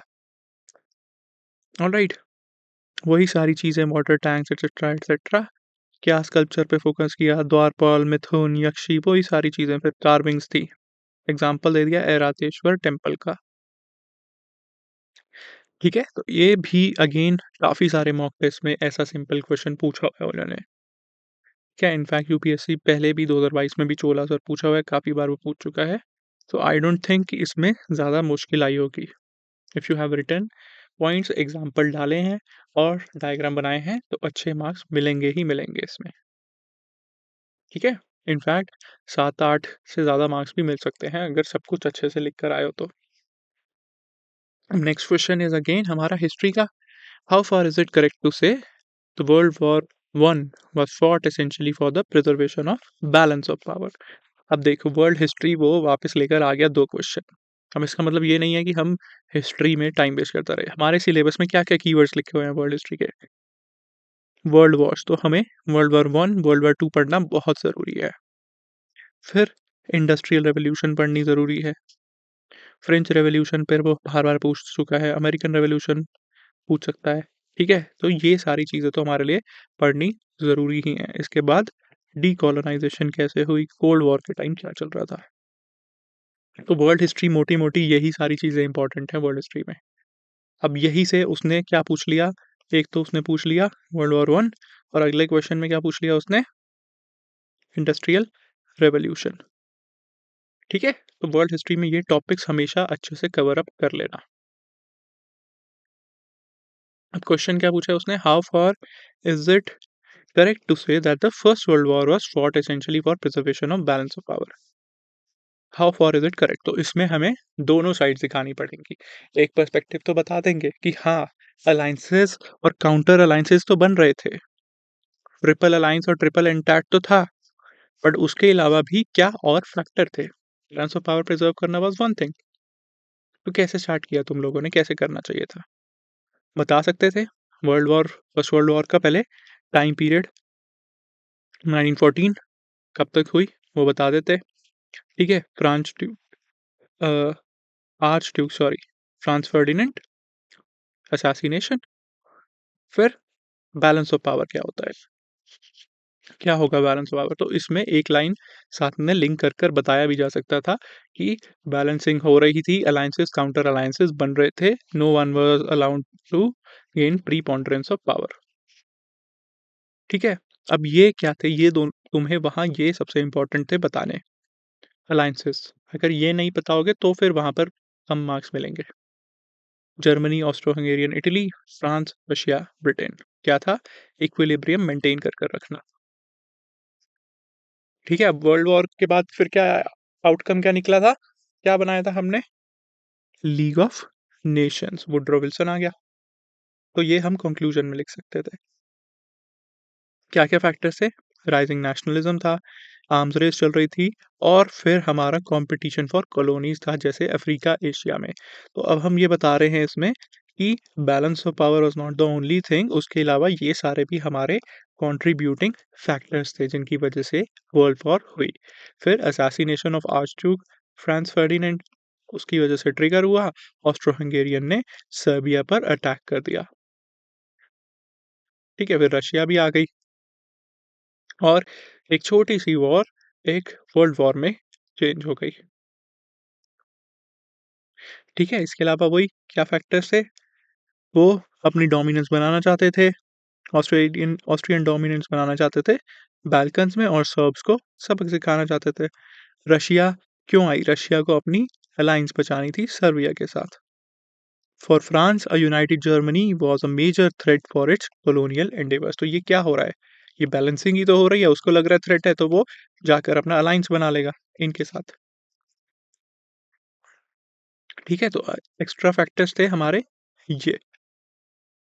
तो सिंपल ऐसे ही बताकर वी कुड हैव रिटन वहां पर इसका अच्छा आंसर। ऑलराइट, तो आगे के लिए अभी जो मैंने वर्ल्ड हिस्ट्री में तुम्हें टॉपिक्स बताए हैं वो खास करके कवर अप कर लेना। This topics will remain very very important, very relevant. आने वाले टाइम में भी यूपीएससी दोबारा उनसे क्वेश्चन पूछ सकता है। फिर क्या पूछा? How far was the industrial revolution in England responsible for the decline of handicrafts and cottage industries in India? ठीक है, तो मॉडर्न को उसने, स्पेक्ट्रम को हमारी वर्ल्ड हिस्ट्री के साथ कनेक्ट कर दिया इंडस्ट्रियल रेवोल्यूशन के साथ। इनफैक्ट ये सब चीज़ें तो हमने एनसीईआरटी में भी पढ़ी है और स्पेक्ट्रम में भी दिया हुआ है उसने ये लिंक, कि कैसे हम सप्लायर ऑफ रॉ मटेरियल बन गए थे, सारी कॉटन हमारी उधर जा रही थी, फिर वहां से बना के सामान हमें वापस 10 गुना दाम में बेच रहे थे। ठीक है, तो हम बन गए थे supplier of raw material and a market for British goods. ये लिख देना चाहिए था वहाँ, सप्लायर ऑफ रॉ मटेरियल। तो उस सब के पीछे क्या था रीज़न? Industrial revolution. हमारी जो यहाँ पर थी वो इतनी कॉम्पिटिटिव रही नहीं गई थी हमारी इंडस्ट्रीज हैंडीक्राफ्ट की, हम एक दिन में 10 बनाते थे, वो इंडस्ट्रियल रेवोल्यूशन में एक दिन में 10,000 बना रहे थे। ठीक है, तो चीप आ गया वो, हमारी सारी मार्केट्स को प्रोलिफरेट कर दिया। अब उसके अलावा क्या रीज़न था? पैट्रोनेज खत्म होती जा रही थी। ठीक है, तो this was one of the significant reason. इस सब की शुरुआत किसकी वजह से हुई? Because of industrial revolution. ठीक है, तो अब इसको हम कैसे स्टार्ट कर सकते थे आंसर को? इसके इंट्रोडक्शन में ही पहले तो हमें बता देना चाहिए था कि इंडस्ट्रियल रेवोल्यूशन कब आई, इंग्लैंड में क्या उसका टाइम पीरियड था, उसका क्या क्या इम्पैक्ट हुआ। ठीक है, बस इंट्रोडक्शन में इंडस्ट्रियल रेवोल्यूशन के कुछ चीज़ें बता देनी चाहिए थी। फिर उसके बाद हम आ जाएंगे कि कैसे उसकी वजह से डिक्लाइन ऑफ हैंडीक्राफ्ट हुआ हमारा, और डिक्लाइन ऑफ कॉटेज इंडस्ट्री हुआ। ठीक है, तो क्या हुआ? कॉटन इतनी ज़्यादा पहुंच गई, Indian handloom weavers fell from 10 million से 2.5 मिलियन रह गए खाली 50 साल में। ठीक है? फिर इंडस्ट्रियलाइज़ेशन आने से पहले हमारी अच्छी मार्केट थी। अब की फैक्टर्स क्या हुए? रॉ मटेरियल, सारा रॉ मटेरियल हमें उधर जाने लग गया, वो परमानेंट और बाकी सारी अपनी सेटलमेंट्स के थ्रू उन्हें फ़ोर्स करने लग गए कि हाँ, तुम हमें रॉ मटेरियल सप्लाई करो। फिर ट्रेड पॉलिसीज़ उनकी कुछ आ गई ऐसी, ठीक है? वन वे फ्री ट्रेड लेकर आ गए। तो हम क्या कर रहे थे? India was importing half of its cotton from Manchester reflecting it's D-industrialised state. ठीक है? इसके अलावा हम लिख देंगे एडिशनल फैक्टर्स क्या थे, क्योंकि अब ये 15 मार्कर है। 15 मार्कर में खाली इंडस्ट्रियल रेवोल्यूशन का 1 पॉइंट लिखकर आकर कहानी बनाना बहुत मुश्किल है। सिंपल एक ही तो पॉइंट था, मशीन गुड्स आ गई, वो हमारी मशीन हमारी उससे कम्पीट नहीं कर पा रही, इसीलिए वो खत्म हो गई। बट उसके अलावा क्या? What else? ठीक है? तो ये सारी चीज़ें एक्स्ट्रा डायमेंशन वहाँ लिखनी पड़ती हैं 15 मार्कर में, तभी वहाँ मार्क्स मिलेंगे। ठीक है? तो एडिशनल फैक्टर्स क्या हो गए? लैक ऑफ पैट्रनेज खत्म होती जा रही थी और हमारी लो स्केल बिज़नेस थे that prevented economics of sale, social disruption आ गई, फेमाइन्स एटसेट्रा। फिर उसके बाद अभी भी जगह बचेगी तो कॉन्सिक्वेंसेस ऑफ डी-इंडस्ट्रियलाइज़ेशन क्या-क्या हुआ। ठीक है? तो ऐसे इसका हमारा आंसर बनेगा। ऑलराइट? अब the ground water potential of the Gangetic valley is on a serious decline, geography आ गया हमारा। How may it affect the food security of India. अब इसमें तुम सोचो, तुम्हें 3 पेज भरने हैं। You have to write 15 marker, तुम्हें 3 पेजेस भरने हैं। कैसे भरोगे? कैसे लिखोगे? मुश्किल है 3 पेज भरना इस पे, 3 पेज लिखना। क्योंकि क्या है? Ground water potential of Gangetic valley is a serious decline. पहले पेज पे हम इसको एड्रेस कर दिखाएँगे कि हाँ, गंगेटिक वैली की क्या रेलेवेंस है, उसकी कैसे डिक्लाइन हो रही है, सीरियस डिक्लाइन। अब उसके बाद how it may affect the food security of India. तो उस पे तुम 2 पेज कैसे लिखोगे? दिस इज़ व्हाई पेपर मुश्किल हो जाता है। अब क्वेश्चन देखने में तो आसान लग रहा है, बट जब वहाँ प्रैक्टिकली लिखोगे ना, तब पता चलता है कि कितना मुश्किल है, जब वहाँ पॉइंट जनरेट नहीं होते। तो अब इसके तुम कैसे पॉइंट्स बना सकते थे? How will it affect the food security? Food security पे क्या इफ़ेक्ट पड़ रहा है? 1 पॉइंट हो गया, 2 पॉइंट हो गया, फिर उसके बाद क्या लिखोगे? ठीक है? तो फिर वहाँ पर एक्स्ट्रा डायमेंशंस बनानी पड़ेंगी वहाँ पर, कि फूड सिक्योरिटी पर ही इम्पैक्ट नहीं हो रहा, उसके बियॉन्ड भी इम्पैक्ट था, ऐसे-ऐसे है, फिर उसके बाद हम सॉल्यूशन देंगे, कैसे इसको सॉल्व करना है। हम्म, ठीक है? क्योंकि पेज भरने हैं वहाँ पे, 3 पेज तो भरे ही नहीं जा सकते। 15 मार्कर में ऐसा क्वेश्चन कैसे अटेम्प्ट करके आओगे? ऑलराइट? तो इम्पोर्टेंस क्या हो गई हमारी गंगेटिक वैली की? It is the most fertile regions. सबसे ज़्यादा वहाँ पर हमारी food grains, rice, wheat etcetera उगती है, डिपेंडेंसी है ग्राउंड वाटर पर। जो हमारी 80% वाटर यूजेज है that comes from the agriculture sector. Consequences of decline water क्या है? क्या होगा अगर ग्राउंड वाटर खत्म हो जाएगा? तो क्रॉप यील्ड कम होगी। ठीक है? It will lead to insufficient irrigation, directly affecting crop growth and yields, potential increase in crop failures, reduced production of essential staples and services. और क्या हो रहा है? हमारी प्रोडक्शन कॉस्ट बढ़ती जा रही है। फार्मर्स में need to invest in alternative irrigation methods, shift in cropping patterns हो रहे हैं हमारे। अब ब्रॉडर इम्प्लीकेशन क्या होगा हमारा फूड सिक्योरिटी पे? तो फूड प्राइस बढ़ जाएंगे, इंक्रीज वल्नरेबिलिटी बढ़ जाएगी। ठीक है? अब इसके अलावा तुम्हें वहाँ सारे पॉइंट्स बनाकर कहानी ही लिखनी पड़ेगी। लॉन्ग टर्म एग्रीकल्चर सस्टेनेबिलिटी पे इम्पैक्ट कर रहा है, एग्रीकल्चरल आउटपुट खत्म हो रहा है, यही सारी चीज़ें। ठीक है? फिर उसके बाद एक सॉल्यूशंस वाला पॉइंट, सॉल्यूशन वाली डायमेंशन ऐड ऑन कर देना था कि कैसे इसको हम सॉल्व करेंगे। ठीक है? तो अगेन ये क्वेश्चन मुश्किल ही माना जाएगा, क्योंकि सॉरी, प्रैक्टिकली वहाँ 3 पेज में इसका आंसर लिखना इज़ डिफ़िकल्ट। अगर कोई बोल रहा है ईज़ी है, तो उसको बोलो कि भाई तू लिख कर दिखा 3 पेज में इसका आंसर। ठीक है? अब इसके बाद क्या आएगा हमारा? नेक्स्ट टॉपिक, नेक्स्ट क्वेश्चन क्या पूछा है? What are aurora australis and aurora borealis, how are these triggered? Now this is a simple question, क्योंकि अभी इंस्टाग्राम पे बाकी सारी जगह, हर जगह नदर्न लाइट्स की बात हो रही थी। लोग नॉर्वे जा रहे हैं घूमने नदर्न लाइट्स देखने। ठीक है, वैसे भी ये इम्पोर्टेंट एक हमारा ज्योग्राफिकल फिनोमिना है, सो पता होना चाहिए। अब इसमें तुम दोनों का डिफरेंस कैसे लिखोगे? क्या होते हैं? कॉन्सेप्ट तो सेम ही है, बस वो नॉर्थ में हो रहा है, वो हमारा साउथ पोल के पास हो रहा है, वो नॉर्थ पोल के पास हो रहा है। दोनों में सेम है, charge particles, magnetic field, solar wind आ रही है। अब ऐसा वहाँ डायग्राम बनाना बहुत ज़रूरी था। 15 मार्कर का है ये, 3 पेज तुम्हें मिलेंगे। इस डायग्राम के बिना वहाँ तुम शीट भर ही नहीं पाओगे। ठीक है, इनफैक्ट एग्जामिनर भी अच्छे मार्क्स देगा अगर तुमने वहाँ डायग्राम बनाकर दिखा दिया तो। 1 डेढ़ नंबर आराम से गारंटीड बढ़ेगा। ठीक है, तो पहले क्या कर सकते थे? पहले बता दो कि कहाँ होता है, क्या फीचर्स होते हैं उसके, कौन से हेमिस्फेयर में होता है। फिर ऐसे ही कि वो नॉर्थ पे है, वो साउथ में है। Australian australis, sorry, aurora australis और बोरियालिस। अब क्यों होते हैं, क्या होते हैं? They are natural light displays predominantly seen in high latitude regions around Arctic and Antarctic.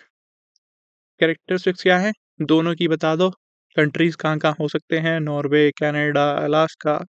फिर ग्रीन, पिंक, रेड लाइट्स आती हैं, स्काई में दिखती हैं। वो सदर्न वाला, ऑस्ट्रेलिया वाला किधर दिखता है? Many places like Antarctica, parts of Australia and New Zealand.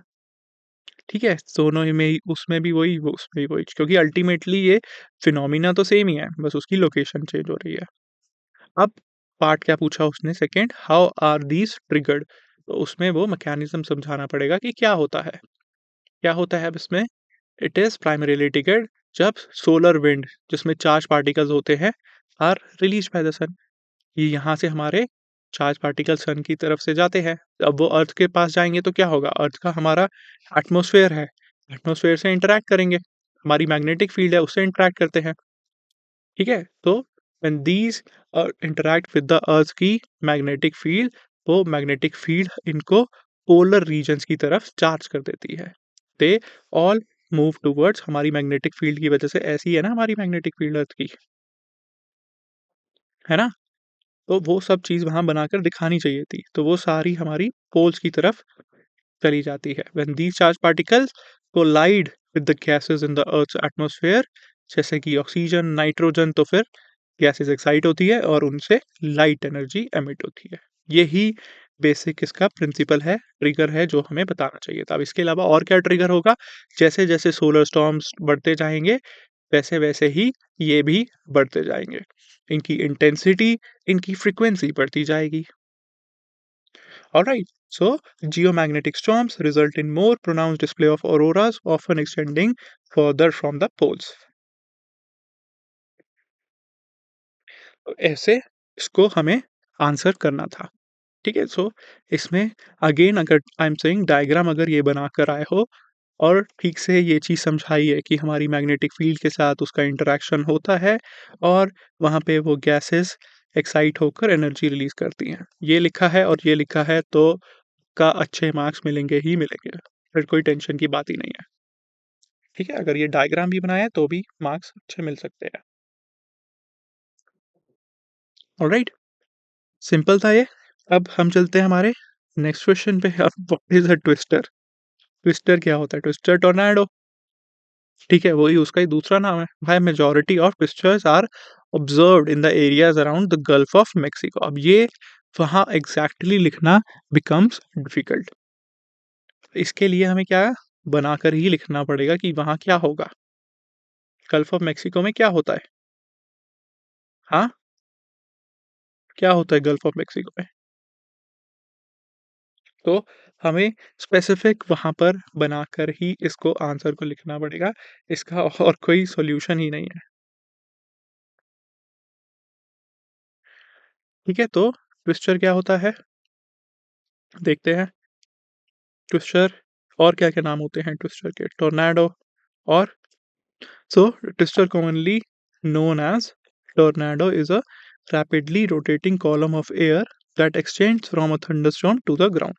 ये हमारा थंडरस्टॉर्म है, इससे ये यहाँ पर ग्राउंड पर एक्सटेंड होते हैं। तो भले ही तुम्हें वहाँ इसका बाकायदा डायग्राम बनाना चाहिए था, क्योंकि इसमें स्कोप है।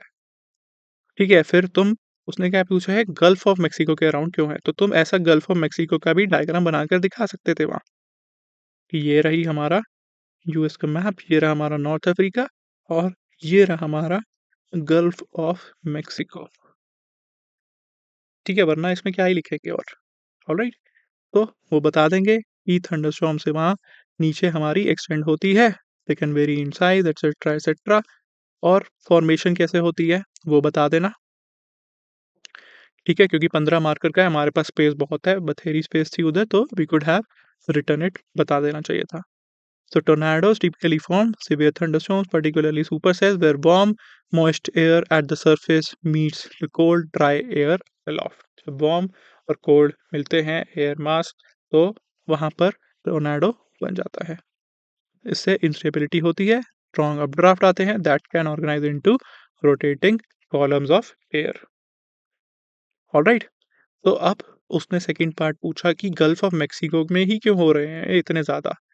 तो गल्फ ऑफ मेक्सिको का पहले तुम्हें बोला था कि डायग्राम बना देना चाहिए था वहाँ पे ऐसे क्वेश्चंस में। तो क्यों? उससे क्या होता होगा? ऑब्वियसली वो कैसे बनेगा? साइक्लोन की वाली थिंकिंग से ही सोचो, क्यों साइक्लोन आते हैं? कैसे होते हैं? तो क्यों टॉर्नेडो आएँगे? जब ऑब्वियसली उसे मॉइस्ट एयर, वार्म एयर मिलेगी, तो वहाँ पर consistent supply of moist warm air रहती है, जो एसेंशियल है। वही जो हमारे एसेंशियल फैक्टर्स होते हैं फॉर्मेशन वाले, वो उसी को ही जाकर सोचो कि हाँ, वो फैक्टर्स वहाँ पर अच्छे से हैं, इसीलिए ऑब्वियसली होता होगा वहाँ पर। और वही हमारा आंसर है। ऐसे ही तुम वहाँ सोचकर आंसर बना सकते हो, लिख सकते हो। और यही आईएएस वहाँ 90% बच्चे करके आएँगे, और अगर अब तुमने वहाँ ठीक से किया है तो you will get good marks, don't worry. ठीक है? तो क्या है? कंसिस्टेंट सोर्स आता है, it leads to energy needed for severer thunderstorm. फिर 2 कॉन्ट्रैक्टिंग एयर मास आ जाते हैं, हमारा वार्म और कोल्ड। कोल्ड वाला ऊपर से आ रहा होता है कनाडा से, नीचे से हमारा वार्म जा रहा होता है, दोनों मिल जाते हैं। This interaction creates perfect environment for severe weather including tornadoes. तो परमानेंट उनको वहाँ मॉइस्ट एयर, वार्म एयर मिलती रहती है, फिर डिफरेंट कंट्रास्टिंग एयर मासेस भी वहाँ आकर मिलते हैं। ठीक है, फिर ये एक है टोर्नाडो एली, जो ये स्पेसिफिक एरियाज हैं, ये सबसे ज़्यादा प्रोन है टोर्नाडोज के। अब ये 99.99 इनफैक्ट किसी ने भी ये लिखा ही नहीं होगा, राइट? जिसका शायद ज्योग्राफी ऑप्शन है उन्हें शायद पता हो ये। ठीक है, तो ऐसे इसका वहाँ हम जनरल आंसर लिखा जा सकता था। टोर्नेडो का डायग्राम बना देना चाहिए था। गल्फ ऑफ मेक्सिको का भी डायग्राम बनाकर दिखा देना चाहिए था, क्योंकि ये 15 मार्कर है। लिखने को हमारे पास ज़्यादा इसमें कुछ है नहीं। आंसर बहुत ही सिंपल बेसिक है इसका, इसीलिए पेपर मुश्किल होता है। ठीक है, समझ गए? अब हम चलते हैं हमारे नेक्स्ट क्वेश्चन पे। What is the next question? This is again from societies. आखिरी के 4 क्वेश्चन फिर से 17, 18, 19, 20, 15 मार्कर उसने पूछे किससे? हमारे सोसाइटी से। अब क्या क्वेश्चन पूछा ये देखो, ये तो सबको पता होना चाहिए था। What is regional disparity? अगर तुम पहली बार भी यूपीएससी के लिए पढ़ रहे हो तो you should be knowing this. ये तो सिंपल चीज है। रीजनल डिस्पैरिटी क्या होता है? ठीक है, एक जगह पर ज़्यादा बेनिफिट है, डिस्ट्रीब्यूशन अनइक्वल है, इकोनॉमिक डेवलपमेंट कम है, मुंबई में कम है, दिल्ली में ज़्यादा है, गुड़गांव में कम है, हरियाणा में ज़्यादा है, करनाल में कम है, ठीक है, बेंगलुरु में ज़्यादा है। तो वही रीजनल डिस्पैरिटीज हो गया, वही तो हो गया। तो कितना कॉमन टर्म है ये। ठीक है, how does it differ from diversity? अब वो हमारी बेसिक नॉलेज वहाँ चेक कर रहा है कि डाइवर्सिटी और डिस्पैरिटी में क्या फ़र्क है। Now this again is doable, common sense से इसका अच्छा आंसर लिखा जा सकता है।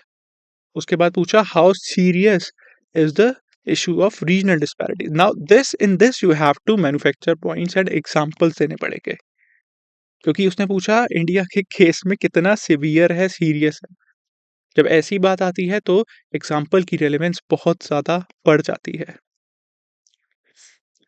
ठीक है, तो हमें पहले ये बेसिक कॉमन सेंस से यू कैन आंसर इट। अगर तुम पहली बार ये वीडियो देख रहे हो, पहली बार सिलेबस खोल कर देख रहे हो, तब भी यू कैन आंसर इट। अब हाउ सीरियस वाला पार्ट बिकम्स बिट ट्रिकी, जिसमें तुम्हें विद एग्जांपल्स विद सारी चीजें इसको बताना था। ठीक है, तो रीजनल डिस्पैरिटी क्या होता है? It refers to the unequal distribution of resources, economic development, and social services across the different regions within a country. It often results in significant differences in income levels, access to education, healthcare, employment, etc. ठीक है, तो different regions के बीच में कैसे unequal development है, non inclusive है, वहाँ ज़्यादा है, वहाँ कम है रिसोर्सेज, वही सारी चीज़ें बतानी है, that is regional disparity. For example, BIMARU states बोलते हैं ना, वहाँ कम डेवलपमेंट है, इकोनॉमिक पैरामीटर्स देखें, एचडीआई पैरामीटर्स देखें, हम सोशल पैरामीटर्स देखें, उस सब में ही दे आर बैकवर्ड। ठीक है, सो ऐसा कर कर वी कुड हैव रिटन। फिर डाइवर्सिटी से क्या डिफरेंस है तो बता दो, यही पूछा है, how does it differ from diversity अगले पार्ट में। तो इंट्रोडक्शन में हम ये बता देंगे, डाइवर्सिटी वाला पार्ट फिर आगे आ जाएगा। इसमें क्या आता है हमारा, cultural, ethnic, linguistic, social characteristics with in a population. कितनी तरह की इंडिया में डाइवर्सिटी है, ठीक है, linguistic diversity, cultural diversity, religious, ethnic, geographical, वो सारी डाइवर्सिटी हमारे एग्जाम्पल इसमें आ जाएंगे। लैंग्वेज, फूड, एथनिसिटी, ठीक है, वो सारी चीज़ें डाइवर्सिटी में आ जाती है। डिस्पैरिटी में हम देख रहे हैं कहाँ अनइक्वल डेवलपमेंट है, कहाँ ज़्यादा है, कहाँ सोशल पैरामीटर्स अच्छे हैं, और डाइवर्सिटी में हम देख रहे हैं उनके फीचर्स सोसाइटी के, कौन कौन से पैरामीटर्स अलग अलग हैं सोसाइटी में, अलग अलग भाषाएं हैं, अलग अलग रिलीजन, लैंग्वेजेस, एथनिसिटी, वही सारी चीज़ें। फिर की डिस्ट्रिक्शन मल्टीपल ग्रुप्स और पर्सपेक्टिव दिखा रहा है, और रीजनल डिस्पैरिटी क्या दिखा रहा है, inequality, imbalances, this is the keyword, imbalances दिखा रहा है। ठीक है, काफ़ी इनफैक्ट ये सिंपल स्ट्रेट फॉरवर्ड है। सॉरी, अब अगला पार्ट क्या है, how serious is the issue of regional disparity in India. Seriousness of regional disparity in India क्या है, ये देख लेते हैं। इकोनॉमिक डिस्पैरिटी देखो, it hinders national growth, prosperous states ज़्यादा तेज़ी से बढ़ रही हैं आगे और दूसरी लैग आउट कर गई। पर कैपिटा इनकम का एग्जांपल देखो, Goa, Delhi is way way higher than Bihar, UP, वहाँ इकोनॉमिक इनइक्वालिटी है। फिर अब यही पैरामीटर्स उठा लो, इंफ्रास्ट्रक्चर उठा लो, दिल्ली में मेट्रो है और कहीं जगह पर अभी सड़कें भी नहीं पहुंची, रूरल एरियाज में वहाँ बेसिक एम्यूनिटीज़ भी नहीं है, ट्रेन भी नहीं है, रोड्स भी नहीं बनी, ठीक है, और बाकी जगह हम बुलेट ट्रेन की बात कर रहे हैं। This is regional disparity. Social indicators देखो, एक जगह पर इतने ज़्यादा पैरामीटर्स हैं, दिल्ली यूनिवर्सिटी बना दी, आईआईटी बना दिए, और एक जगह पर वहाँ प्राइमरी स्कूल तक नहीं है। This is regional disparity. तो उससे क्या इम्पैक्ट पड़ रहा है, ह्यूमन डेवलपमेंट इंडिकेटर्स पर देखो। This is why they are not able to participate at par with the others, जो दूसरे रीजन से आते हैं। ठीक है, अब जैसे नॉर्थ ईस्ट का एग्जाम्पल देखो, वहाँ कितनी मुश्किल रहती है लोगों को, ट्राइबल एरियाज, रिमोट एरियाज में, एजुकेशन का इशू, वहाँ पर इंफ्रास्ट्रक्चर का इशू, कनेक्टिविटी का इशूज़। ठीक है, तो रीजनल डिस्पैरिटीज़ एक्सेंचुएट हो जाती हैं और वो दूसरी जगह पर जाकर दिखती हैं, जब वो एट पार बाकी सबसे इकोनॉमिक पार्टिसिपेशन नहीं कर पाते।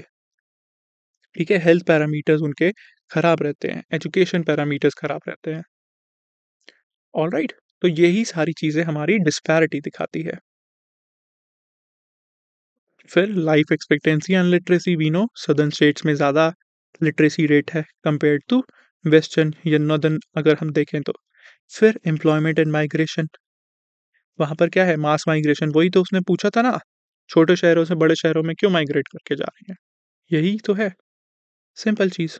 फिर एफडीआई, कहीं ज़्यादा है कहीं कम है, कहीं बिल्कुल डेवलपमेंट है ही नहीं। ये सारी चीज़ें वहाँ पर हमें बताकर आनी थी।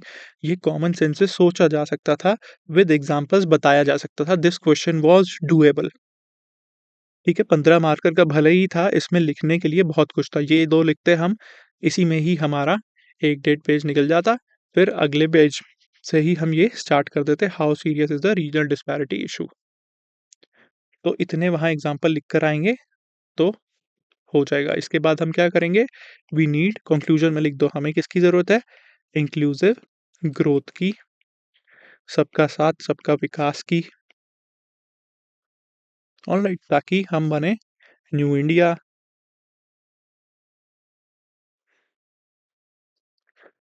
ठीक है? वही सारी चीज़ें हमारी कंक्लूजन में आ जाएँगी।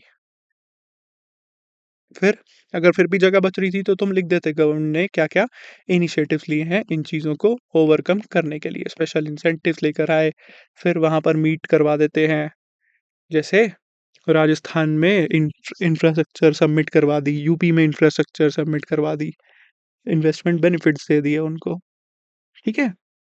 तो ऐसे इसका दिमाग लगाकर वहाँ बहुत अच्छा आंसर बन सकता था। This was doable. अब हमारा 18th question, despite comprehensive policies again from society, despite comprehensive policies for equity. अब इक्विटी तुम्हें पता है, वो ऑलरेडी पूछ चुका है इक्विटी का मतलब क्या है। Equity and social justice underprivileged sections are not yet getting the full benefits of affirmative action envisaged by the Constitution. Comment. अब ऐसे क्वेश्चन में तुम्हें स्टेटमेंट को एड्रेस करना बहुत ज़रूरी होता है। मैंने पहले भी तुम्हें बताया है, आंसर राइटिंग वीडियोस में भी तुम्हें बताया है, इसमें it becomes very important to address the question statement. क्या है? Comprehensive policies for equity and social justice लेकर आ रहे हैं। अंडर प्रिविलेज जो हैं हमारे, they are not getting the full benefits of affirmative action. तो ये कीवर्ड तुम्हें affirmative action and visas in constitution बताने की ज़रूरत है, क्या-क्या हमने क्या इनिशिएटिव्स लिए हैं। ठीक है? तो वही सब चीज़ें हैं। पहले हम बताएँगे अफर्मेटिव एक्शन पॉलिसीज़ हमने क्या लिए हैं, कॉन्स्टिट्यूशन में क्या लिखा था, उसके बेसिस पर क्या एक्शन लिया है। फिर सेकंड पार्ट में, सब पार्ट में हम आएँगे कि पॉलिसीज़ तो बन गई बट उसके बाद भी why are they not able to get the benefits from it? Full benefits वो क्यों नहीं ले पा रहे? ठीक है? अब इसमें पॉइंट्स जनरेट करना थोड़ा-सा मुश्किल हो जाएगा क्योंकि लिमिटेड ही पॉइंट्स हैं। क्यों बेनिफिट्स नहीं ले पा रहे? पार्टिसिपेशन नहीं है, फिर सोशल इनइक्वालिटीज़ है, अर्बन रूरल डिवाइड है, इम्प्लीमेंटेशन गैप, ब्यूरोक्रेटिक हर्डल्स, वही सारी चीज़ें आएँगी। ठीक है? तो वो वहाँ 4 के 5 पॉइंट बनाने पड़ेंगे जान के। तो ऐसे इसमें लिखना पड़ेगा आंसर, बट अगेन इसमें लिखने को हमारे पास थोड़ा-सा कम रहेगा। तो स्टार्टिंग में जो अफ़र्मेटिव एक्शन वाला है, कॉन्स्टिट्यूशन वाला है, उसको हम आधे पेज तक एक्सटेंड कर कर ला सकते हैं। फिर हम ये बता देंगे, ठीक है? फिर उसके बाद सॉल्यूशन दे सकते हैं कि हमें इसको सॉल्व करने के लिए क्या करना है, ठीक है? तो constitution of India enshrines provisions for affirmative actions aimed at promoting equities and social justice particularly for ये। इसके बाद हम कुछ स्पेसिफिक प्रोविजंस बता देंगे। जैसे आर्टिकल कौन-कौन से हो गए हमारे 14, 15 कौन से हैं? इसके अलावा कौन से हैं हमारे आर्टिकल्स? डीपीएसपी में क्या बात की? तो वो सब वहाँ लिखकर हम दिखा सकते हैं। आर्टिकल 46 क्या है? ईडब्ल्यूएस के लिए क्या किया गवर्नमेंट ने? ठीक है? एससी-एसटीज़ के लिए क्या किया? ओबीसीज़ के लिए क्या किया? वो सारी चीज़ें इसमें बताई जा सकती हैं। रिज़र्वेशन लेकर आए, स्पेशल बेनिफिट दे रहे हैं, वुमेन को इंसेंटिव्स दे रहे हैं, वही सारी चीज़ें। ठीक है? अब अंडर प्रिविलेज सेक्शंस में हम सब कुछ इंक्लूड कर लेंगे। जो भी वल्नरेबल हैं जैसे एससी, एसटी, ओबीसी, ईडब्ल्यूएस। फिर रीज़न्स फॉर लिमिटेड बेनिफिट्स, क्यों वो बेनिफिट्स नहीं ले पा रहे? इम्प्लीमेंटेशन गैप है पॉलिसी में, ब्यूरोक्रेटिक एफिशिएंसी है। सेकंड एआरसी ने ऑलरेडी दिखाया है, यहाँ पर भी हम सेकंड एआरसी कोट कर कर लिख सकते थे। लैक ऑफ अवेयरनेस है, ठीक है? तो उसने यही बोला था, गवर्नमेंट इनिशिएटिव्स का बेनिफिट क्यों नहीं ले पा रहे? Lack of awareness, bureaucratic inefficiencies, socio economic barrier, अभी भी एट पार वो सबके साथ पार्टिसिपेट नहीं कर पाते। Quality of education, poor education hampers their ability to compete effectively for jobs. फिर अर्बन रूरल डिवाइड, जो उसने पीछे पूछा था, रीजनल डिस्पैरिटी, तो रीजनल डिस्पैरिटीज चल रही हैं, ठीक है? उनको बेसिक चीज़ों की, रिसोर्सेज की, अपॉर्चुनिटीज़ की एक्सेस नहीं मिल पा रही, ठीक है? सो इसी के अराउंड हमें अपना आंसर बिल्ड करना था वहाँ पर। ऑलराइट, अब हम चलते हैं हमारे नेक्स्ट क्वेश्चन पर। 19th क्वेश्चन क्या है? Globalisation has increased urban migration by skilled young unmarried women from various classes. How has this trend impacted? अब ये यहाँ पर एक-एक कीवर्ड पढ़ा करो। वो क्या बात कर रहा है? Urban migration by skilled, young और अनमैरिड वुमेन की बात की है उसने। जो वुमेन अनमैरिड है, स्किल्ड है, यंग है, फ्रॉम वेरियस क्लासेस। ठीक है। How has this trend impacted upon their personal freedom and relationship with family? तो ये कौन से टॉपिक से आ गया हमारा? वुमेन वाले से।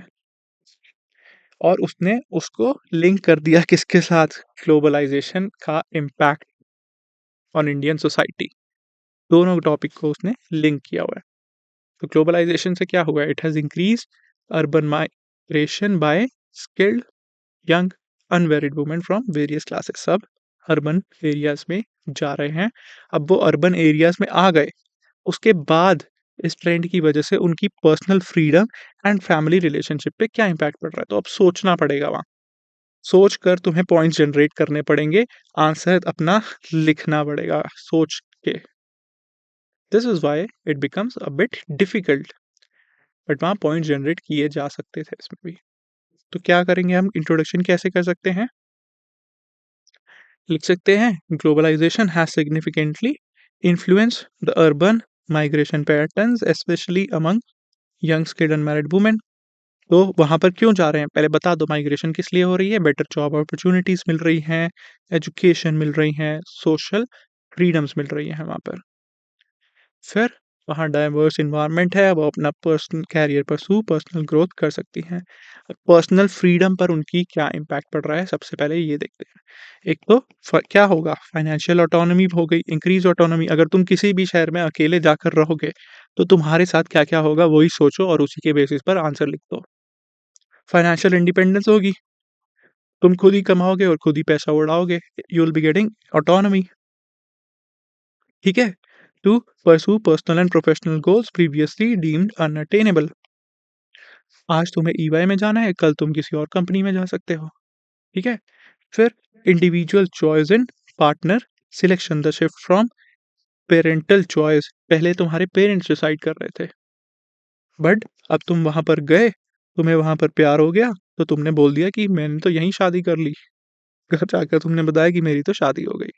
This is true not just for women, women की बात नहीं कर रहा मैं, this is true for men as well, but यहाँ हमें वुमेन स्पेसिफिक लिखना है। ठीक है। तो individual choice in partner selection हो रहा है। फिर न्यू डेटिंग एप्स आ गई, ये भी पर्सनल फ्रीडम ही तो है। ऑलराइट, डेटिंग एप्स की through they are choosing their partners. फिर changing in marriage dynamics, many women are deciding to delay their marriage. अब पहले पेरेंट्स डिसाइड कर लेते थे कि 22 साल 24 साल में शादी कर लो, अब 29-30 तक। Why? Because they are pursuing their career. Economics, economic empowerment, वही ऑटोनॉमी इंडिपेंडेंस हो गई। ठीक है।